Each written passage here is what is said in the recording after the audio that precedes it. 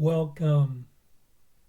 Today we will be reading Lesson 202 in the workbook and in the text, Chapter 18, The Passing of the Dream, Section 1, The Substitute Reality, paragraphs 1 through 8. And now for Lesson 202. I am not a body, I am free, for I am still as God created me. 182. I will be still an instant and go home.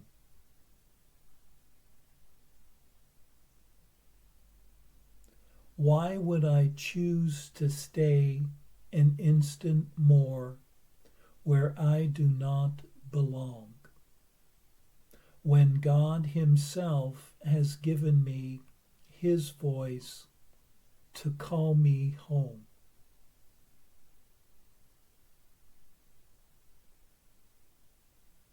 I am not a body, I am free, for I am still as God created me.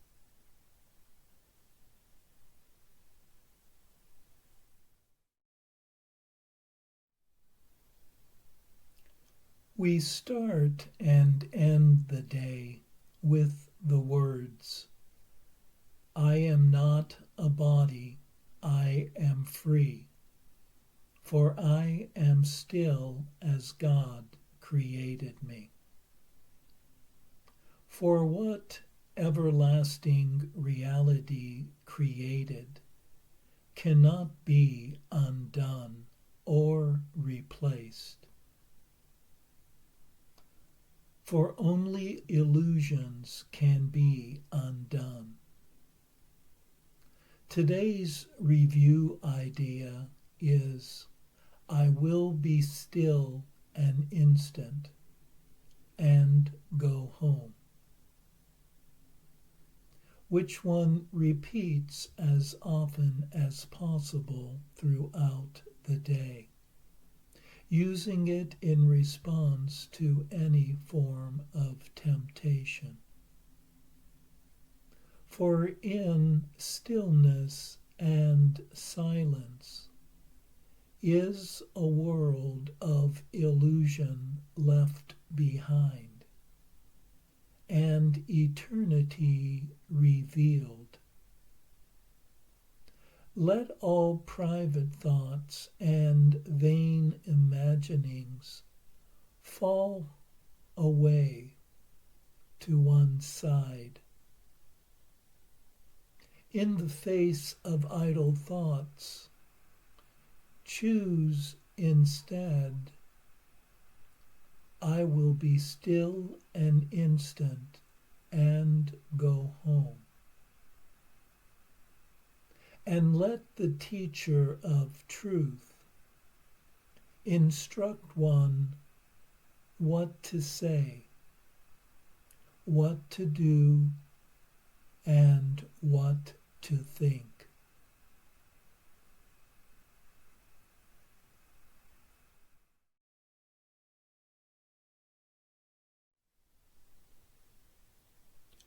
And now for our text reading for today, from Chapter 18, The Passing of the Dream, Section 1, The Substitute Reality.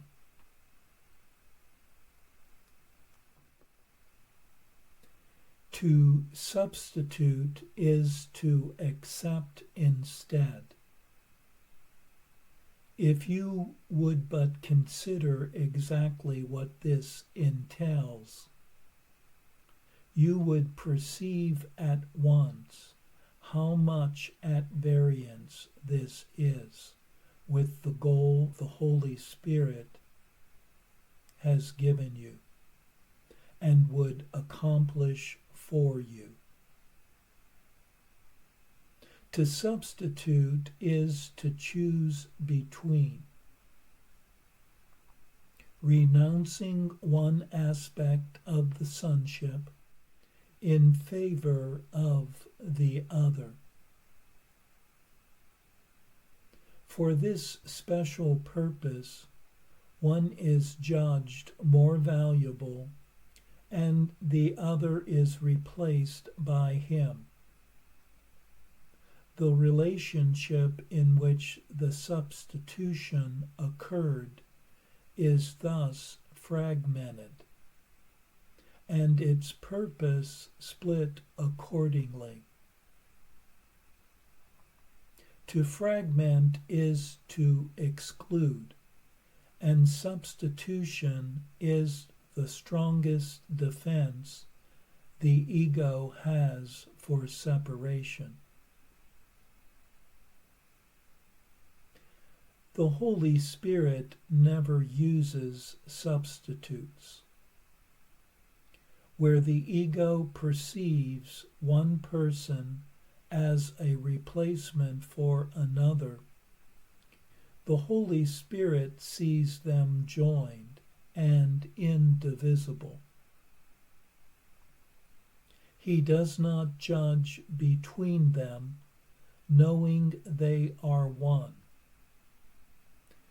Being united, they are one because they are the same. Substitution is clearly a process in which they are perceived as different. One would unite, the other separate.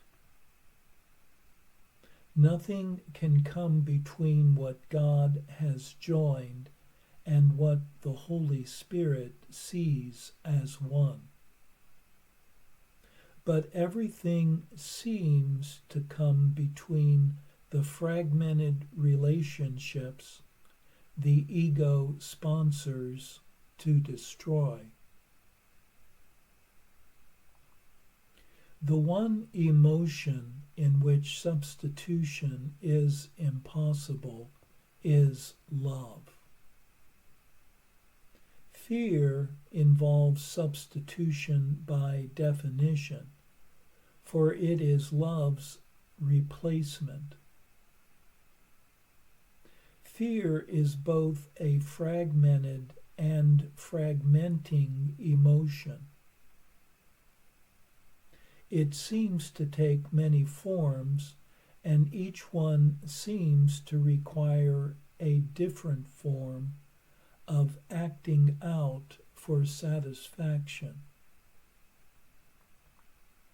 While this appears to introduce quite variable behavior, a far more serious effect lies in the fragmented perception from which the behavior stems. No one is seen complete. The body is emphasized with special emphasis on certain parts and used as the standard for comparison of acceptance or rejection, for acting out a special form of fear. You who believe that God is fear made but one substitution. It has taken many forms because it was the substitution of illusion for truth, of fragmentation for wholeness. It has become so splintered and subdivided and divided again over and over that it is now almost impossible to perceive it once was one, and still is what it was. That one error which brought truth to illusion, infinity to time, and life to death, was all you ever made. Your whole world rests upon it. Everything you see reflects it, and every special relationship that you ever made is part of it. You may be surprised to hear how very different is reality from what you see. You do not realize the magnitude of that one error. It was so vast and so completely incredible that from it a world of total unreality had to emerge. What else could come of it? Its fragmented aspects are fearful enough as you begin to look at them. But nothing you have seen begins to show you the enormity of the original error, which seemed to cast you out of heaven, to shatter knowledge into meaningless bits of disunited perceptions, and to force you to make further substitutions. That was the first projection of error outward. The world arose to hide it, and became the screen on which it was projected and drawn between you and the truth. For truth extends inward, where the idea of loss is meaningless, and only increase is conceivable. Do you really think it strange that a world in which everything is backwards and upside down arose from this projection of error? It was inevitable.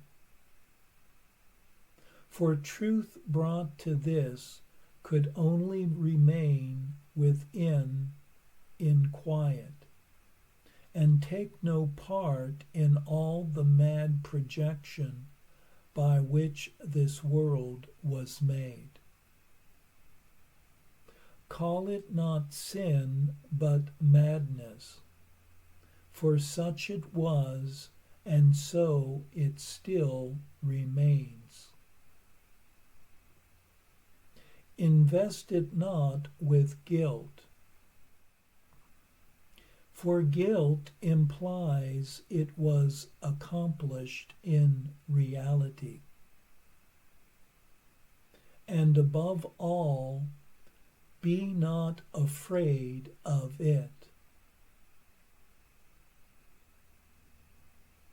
When you seem to see some twisted form of the original error rising to frighten you, say only, God is not fear, but love,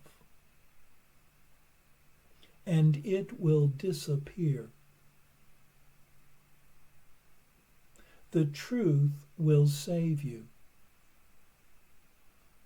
It has not left you to go out into the mad world, and so depart from you.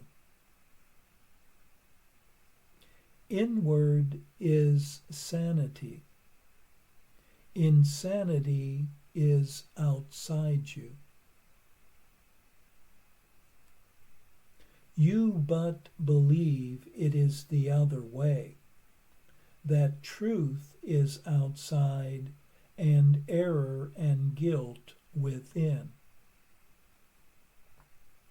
Your little senseless substitutions, touched with insanity and swirling lightly off on a mad course, like feathers dancing insanely in the wind, have no substance. They fuse and merge and separate in shifting and totally meaningless patterns that need not be judged at all. To judge them individually is pointless. Their tiny differences in form are no real differences at all. None of them matters. That they have in common and nothing else. Yet what else is necessary to make them all the same? Let them all go, dancing in the wind, dipping and turning till they disappear from sight, far, far outside of you, and turn you to the stately calm within, where in holy stillness dwells the living God you never left, and who never left you. The Holy Spirit takes you gently by the hand and retraces with you your mad journey outside yourself, leading you gently back to the truth and safety within. He brings all your insane projections and the wild substitutions that you have placed outside you to the truth. Thus he reverses the course of insanity and restores you to reason.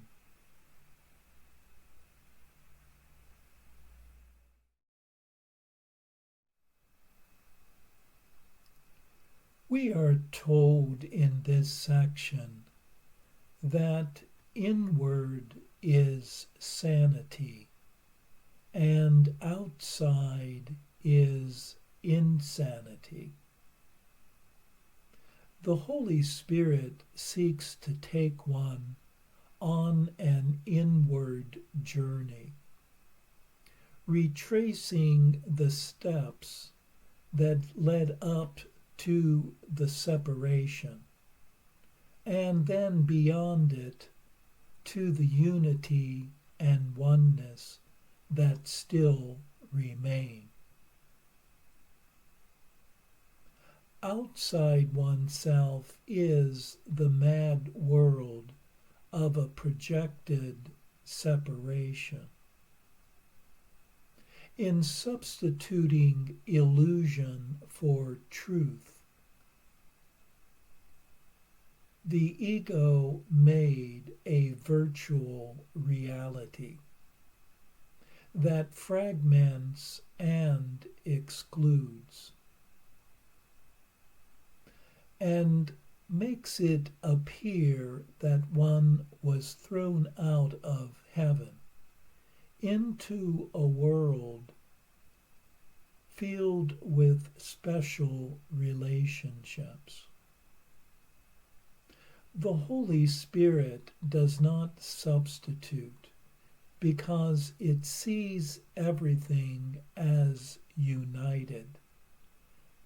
And to see this sameness in one's holy relationship. In a world of separation, when fear appears to arise, one is here advised to say, God is not fear, but love. And then to watch the problem, the fear, the chaos melt away.